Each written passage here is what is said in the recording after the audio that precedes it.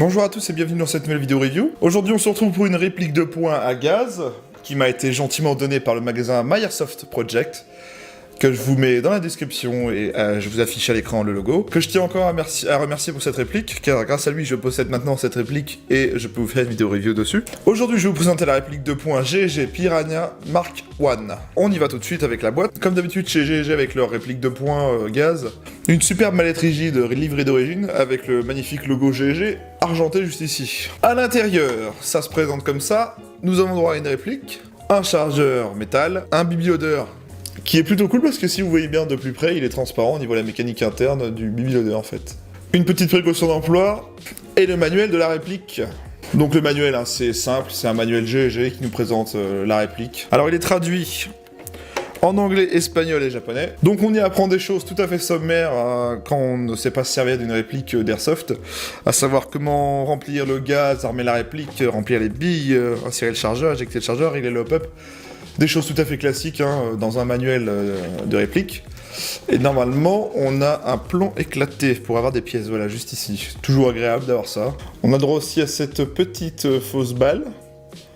Alors en fait, au début, je croyais que c'était un goodies, mais en m'enseignant un peu plus, j'ai appris tout simplement que c'était le petit outil qui va nous permettre de régler le hop-up, on va y revenir juste après. Et voilà pour le contenu de la boîte. On va sortir tout ça, et puis on va observer en détail. Hein. Voici la réplique de près, voilà, on a le droit à quelque chose de très bien fini. Avec le logo GG Armement, le numéro de série unique, je possède la version 1260, un petit marquage Piranha sur la poignée pistolet, enfin sur la poignée quoi en gros. Voilà. De l'autre côté on a 9 mm par 19, la prolongation du Piranha. Ici on a quoi? Warning read manual before use this gun.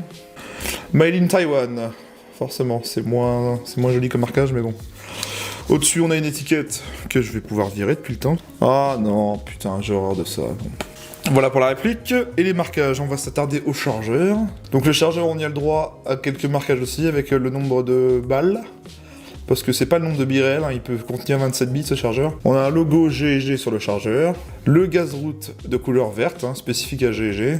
Et en dessous, on a GG Armement. Made in Taiwan. Donc voilà, un chargeur métal, très sympa. Pour les spécifications techniques, on a là une réplique gaz qui fait 1 joule, 327 fps à la 0,20. Elle est en métal et polymère, elle pèse 670 grammes, elle mesure 198 mm. Elle a un hop-up ajustable, la capacité de son chargeur est de 25 billes, je me suis trompé tout à l'heure. Et elle est à vendre en moyenne à 160 € sur internet. Alors cette réplique, c'est un GBB. Pour ceux qui ne connaissent pas l'airsoft, GBB en gros ça veut dire gaz blowback, donc je m'explique. Alors une réplique gaz blowback, c'est tout simplement une réplique qui va utiliser du gaz avec le système du chargeur. Ici vous avez une petite valve, vous insérez le gaz sous forme liquide grâce à des bouteilles qu'on achète. Vous mettez des billes ici, quand vous allez tirer avec la réplique, ce petit percuteur on va dire, c'est un petit percuteur et à chaque tir ça va appuyer dessus, ça va faire sortir du gaz par ici, propulser la bille qui est juste devant, et ça va faire un autre effet que je vais vous expliquer tout de suite. D'où l'effet blowback. Le blowback en gros c'est que sur les répliques d'Airsoft à gaz et fonction blowback, quand vous allez tirer, comme je vous l'ai expliqué, ça va éjecter la bille avec le gaz, et avec l'effet du gaz ça va permettre ce mouvement, comme un vrai pistolet en gros, qui va en fait tout simplement réarmer une bille dans la chambre, et vice versa. En gros, ça reproduit le mouvement d'un pistolet semi-automatique réel. Moi, j'aime beaucoup ce système parce que ça reproduit vraiment un effet réaliste et très sympa. Ça donne un petit recul aussi. Plus fort avec les répliques CO2, parce qu'il y a aussi le même type de réplique mais à CO2. Ça tape plus fort en CO2 forcément. L'inconvénient de ce système, c'est qu'il faut entretenir obligatoirement la réplique. Car comme vous voyez, les pièces sont en mouvement, et quand pièce contre pièce frotte, il faut lubrifier pour faciliter le fonctionnement, on va dire, et pour aussi la fiabiliser à long terme. Je vais commencer par la sécurité. Alors, sur cette réplique, je vais effectuer un zoom. La sécurité va se trouver au niveau de la queue de détente, juste ici. Alors déjà, on a une espèce de queue de détente un peu type Glock, mais pas vraiment. Parce que le type Glock, il y a deux mini détentes à appuyer en même temps. Alors là, déjà, en fait, on a déjà un premier bouton qu'on peut appuyer de chaque côté. Comme vous voyez, je l'actionne là. Donc ça, c'est un bouton qui va bloquer la queue de détente. Vous voyez que si j'essaye de la bouger... Quand la sécurité est activée, donc dans cette position, je ne peux bien évidemment pas bouger la queue détente. Alors par contre, si je désactive en appuyant de l'autre côté, vous voyez qu'elle est ressortie en rouge. Là, je peux théoriquement tirer, voilà. Donc ça, c'est la sécurité de la réplique. Pour le fonctionnement tout à fait classique du chargeur, eh ben on a un bouton d'éjection de chargeur de ce côté-là. Voilà, tout simplement. Je me pose la question, pour ceux qui sauraient éventuellement, est-ce qu'il y a moyen de changer de côté le bouton du chargeur? Dites-le moi, ça m'intéresse. Mais bon, c'est juste... Enfin, pas pour moi, mais c'est toujours bien, ça va bien, sympa de le savoir. Pour l'arrêtoir de culasse. Quand votre réplique va avoir un chargeur vide, ça va reproduire cet effet-là, qui reproduit aussi l'effet d'une arme réelle. Quand une arme réelle n'a plus de balles dans son chargeur, l'arme reste dans cette position, parce que le chargeur est vide. Donc en airsoft, ça reproduit le même système. Donc quand c'est comme ça, vous enlevez votre chargeur, vous remettez un chargeur plein avec des billes, et vous réarmez avec l'arrêtoir de culasse qui est juste ici. Voilà. Alors sur cette réplique, il est ambidextre, donc on l'a de ce côté-là en appuyant ici. Voilà. Et de l'autre côté, il est ambidextre juste ici, donc on peut faire des deux côtés. Alors ça, personnellement, c'est un gros point que je donne aux répliques GBB qui utilisent ce système.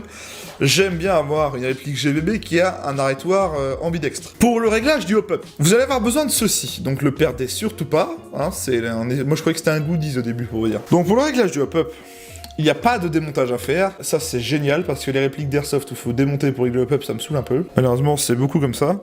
Sauf que sur cette réplique, on va prendre tout simplement la fausse balle, on va l'insérer dans le canon, voilà, et vous allez sentir qu'il y a un espèce de petit pas de vis. Alors vous voyez que sur la balle, il y a une espèce de petite partie crantée.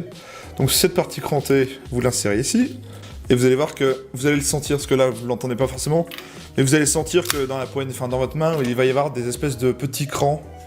Donc voilà, vous le tournez d'un sens ou dans l'autre pour régler votre hop-up en fonction de votre grammage de billes, tout simplement. Pour démonter la réplique, car comme j'ai dit, il faut la démonter pour l'entretien. C'est hyper simple, ça va reproduire l'effet d'un, j'ai envie de vous dire, un Beretta. On va commencer par enlever le chargeur. On va bloquer la culasse en arrière. Avec le levier, on va le tourner vers le bas. Ensuite, on va maintenir la glissière avec la main. Et voilà.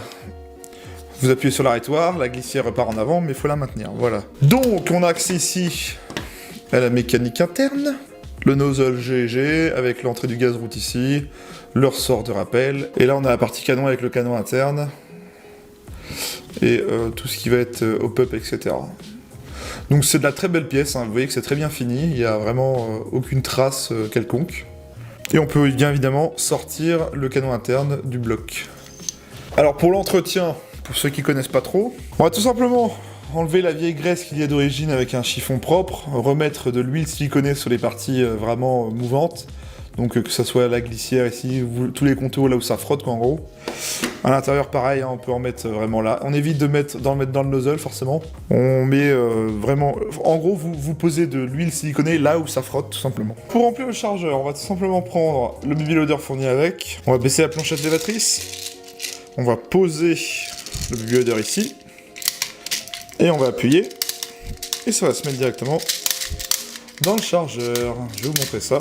Et voilà, elles se mettent toutes seules en quinconce. Pour la visée, on a quelque chose d'assez bien foutu. Un cran de mire avec un guidon. Et des petits points, des petits œilletons blancs pour vous aider à viser plus facilement.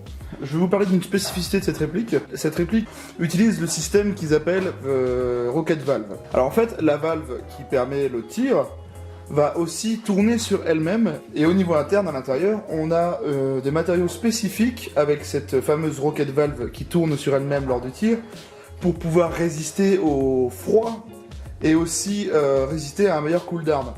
Alors en théorie, je ne suis pas ingénieur, je ne peux pas vous dire si ça marche vraiment, mais personnellement, je n'ai pas vraiment vu de différence. Bien, on va avoir fait le tour de la réplique. Ce que je vous propose, c'est de vous retrouver dehors pour le test de tir, comme d'habitude, avec ma bouteille et ma GoPro. Et je vous dis à tout de suite, et on débriefera juste après. Bien, on se retrouve pour le test de tir du GG Piranha Mark 1. Je suis en 0,20 g avec du gaz Walter. Et on y va. C'est parti.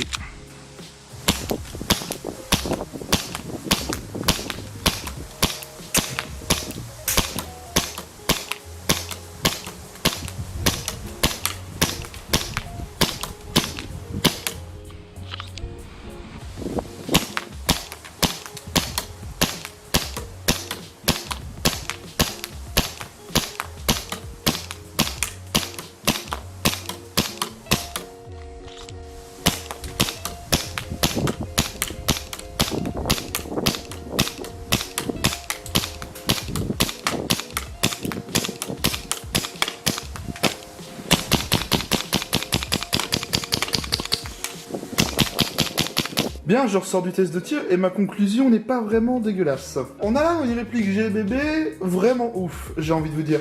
De tous les GBB que je possède, j'en ai que 3 en comptant cette réplique, c'est celle qui a le meilleur système hop-up que j'ai jamais vu. Sur cette réplique, c'est un monstre, ça tire loin, ça tire droit, c'est juste ouf. En plus, c'est hyper facile à régler. En ce qui concerne le tir, j'ai pas vraiment vu de grosses différences avec le système dont ils parlaient. Sur ce, cette vidéo est terminée. Merci à tous d'avoir regardé. N'hésitez pas à aller faire un tour sur la page de Myersoft Project, le magasin qui m'a fourni cette réplique. Il se situe à Pont-Audemer, à côté de Rouen, dans la région de l'Eure. Enfin, la région de Haute-Normandie, j'ai envie de vous dire, mais dans le département de l'Eure. Et donc, je remercie encore Christian de m'avoir donné cette réplique. Pour le reste, je vous dis merci à tous. N'hésitez pas à vous abonner à ma page YouTube, Facebook, à mon Instagram, et à aller faire un tour sur leur page Facebook, etc. Sur ce, merci à tous, portez-vous bien, et à la prochaine.